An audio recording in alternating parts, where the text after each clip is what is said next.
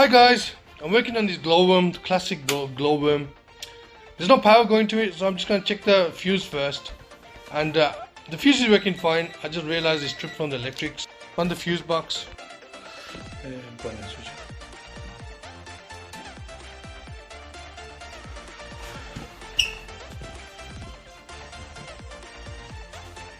So we got power now at the spare switch. We're just going to go to the boiler and check it out there.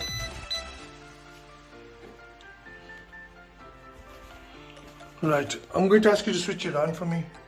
Let me put this safe first. Okay. Let's make this safe first and then we'll go back in.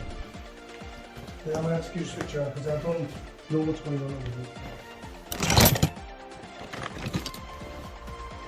Okay, go on then.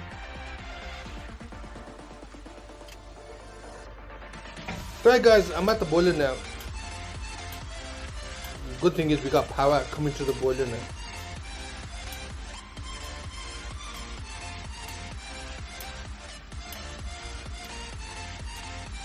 Right, we got the power on. The demand is there. It's sparking, but we got no. It's not igniting. We got no ignition.